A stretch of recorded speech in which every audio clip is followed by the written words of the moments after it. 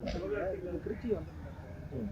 மத வழிபாட்டு தலங்கள்ல வந்து கட்சி அடையாளத்தோட வந்து வாக்கு சேகரிக்க வழிபாடுகள்ல என்ன கட்சி அடையாளம்? ஒரு அடையாளமும் இல்லையா? அவங்கவங்களுடைய இப்ப எல்லாரும் கோயிலுக்கு போறோம், வழிபடுறோம், எல்லாரும் வழிபாடுகள் என்ன இருக்கு? அதெல்லாம் வந்து சும்மா ஏதாவது அரசியலுக்காக பேசுவாங்க. அந்த மாதிரிலாம் ஒண்ணும் விஜய்க்கு போற ஒவ்வொரு வாக்குமே வந்து நோட்டாவுக்கு போடுற மாதிரி அப்படி சொல்லிட்டு சண்முகம் சொல்றாரு. பாவம் அவர் சண்முகம் அவர்கள் வந்து அவர் அவர் என்ன சொல்றதுன்னு தெரியல. ஏன்னா இன்னைக்கு கம்யூனிஸ்ட் கட்சியும் சரி, காங்கிரஸ் கட்சியும் சரி, திமுகவோடு சேர்ந்ததால் அனைத்து தொகுதிகளிலும் தோல்வி அடைய போகிறார். கம்யூனிஸ்ட் கட்சி வந்து அவங்களுடைய தனித்துவத்தை இழந்ததே திமுகவோட சேர்ந்தான். இன்னைக்கு தமிழ்நாட்டில் முழுசும் வந்து தொழிலாளர்கள் பல போராட்டம் நடத்தியிருக்காங்க. எந்த இடத்துலையும் அந்த அவங்களுடைய கட்சியை சார்ந்த தொழிற்சங்கங்கள் வந்து போராட்டம் நடத்தினால் கூட டாஸ்மாக் தொழிற்சங்கம், அப்புறம் இவங்க செவிலியர்கள் தொழிற்சங்கம், நிறைய இடத்துல கம்யூனிஸ்ட் தொழிற்சங்கங்களே போராட்டம் நடத்துனாங்க. ஆனால் அதுக்கே வந்து அவங்க வந்து குரல் கொடுக்க முடியாமல், ஆதரவு கொடுக்க முடியாமல் நான் பேசியிருக்கேன். டாஸ்மாக் தொழிற்சங்கங்கள் அவ்வளோ கடுமையாக போராடினாங்க.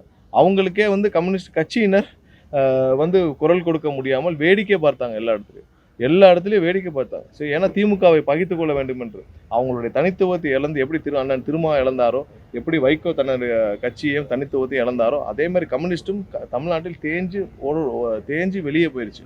ஸோ அதனால அவங்க திமுக என்ன சொல்லுதோ அதை பேச வேண்டிய கட்டாயத்தில் அவங்களுடைய துணை கட்சிகளாக, அதாவது அவங்களுடைய கட்சியில் ஒரு அங்கமாக இருக்கிற கம்யூனிஸ்டோ அண்ணன் திருமாவோ எல்லாம் அப்படிதான் ஆயிட்டாங்க. அவங்களுடைய கட்சியில் இருக்க ஒரு பிரிவு அணிப்பிரிவு மாதிரி ஆயிடுச்சு.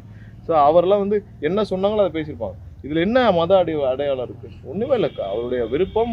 இப்போ நாங்கள்லாம் கோயிலுக்கு போகிறோம், எல்லாரும் கோயிலுக்கு போகிறாங்க, சாமி கும்பிட்றாங்க. இதில் என்ன மத அடிப்படை?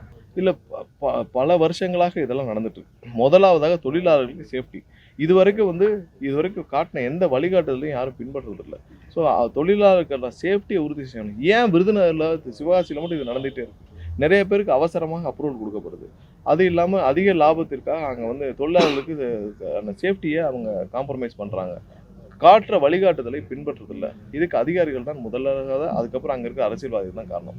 ஏன்னா எல்லா இடத்துலையும் அங்கே இருக்கிற தொழிலாளர்களுடைய சேஃப்டி ரொம்ப முக்கியம்.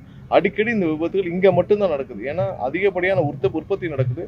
அதே நேரத்தில் தொழிலாளர் சேஃப்டியை மைண்ட் பண்ணாமல் லாபத்தை மட்டுமே கணக்கில் வச்சு பண்ணுறாங்க. இதில் அங்கே இருக்கிற அதிகாரிகள் எல்லாமே காம்ப்ரமைஸ் பண்ணுறாங்க. போய் இன்ஸ்பெக்ஷன் பண்ணுறாங்க. இத்தனை நாளைக்கு ஒரு இன்ஸ்பெக்ஷன் பண்ணுறாங்க. அவங்களுடைய எப்படி அவங்க வந்து அந்த இது எல்லாமே தனித்தனியாக மெயின்டைன் பண்ணணும். இப்போ அவங்களுடைய கலவை செய்கிற அந்த சல்ஃபர் கலவை செய்கிற இடமும் தனியாக மெயின்டைன் பண்ணணும். அப்புறமா அவங்க கட்டுமானம் பண்ணுறதெல்லாம் தனியாக மெயின்டைன் பண்ணணும். ஸோ எல்லாத்துக்கும் பண்ணி காங்கிரீட் இதை வச்சு டெஸ்டிங் தனியாக பண்ணுவாங்க. அதுக்கும் தனியாக இருக்கணும். ஸோ இது எல்லாம் இல்லாமல் நிறைய இடத்துல இருக்குது. அந்த ஹீட் மேனேஜ்மெண்ட்டும் சரியாக இல்லை. ஸோ இங்கே மட்டும்தான் இது நடக்குது. ஸோ இதை சரி பண்ணுறதுக்கான ஒரு ஸ்டெப்பாவது இவங்க இந்த அரசியலில் அதிமுகவும் சரி திமுகவும் சரி ஏதாவது பண்ணியிருக்காங்களா? ஒன்றும் பண்ணலை. ஒவ்வொரு வருஷமும் 20-30 உயிர்கள் அநியாயமாக பலியாகுது. கடுமையாக நாங்களும் நிறைய பார்த்துருக்கோம். இப்போ வடக்கம்பட்டியெல்லாம் நான் ஒரு 6 வருஷம் முன்னாடி பார்த்தோம். 35 பேருக்கு மேலே பலியானாங்க. செதறி பலியானாங்க. ரொம்ப கொடுமையான விஷயம் இந்த பட்டாசு தொழிலாளர்கள் பலியாகிறதுலாம். ஒன்றுமே தெரியாமல் தினக்கூலியில் போய் 500-1000க்கு போய் அவ்வளோ கஷ்டப்பட்டு உயிரையே இழக்கிறது ரொம்ப கொடுமையான விஷயம். அது சரி செய்கிறதுக்கு இது வரைக்கும் இவங்க எந்த வழியும் பண்ணல. அவங்களுக்கு இன்சூரன்ஸ் இருக்கா? கிடையாது. அவங்களுக்கு இன்சூரன்ஸ் கூட கிடையாது.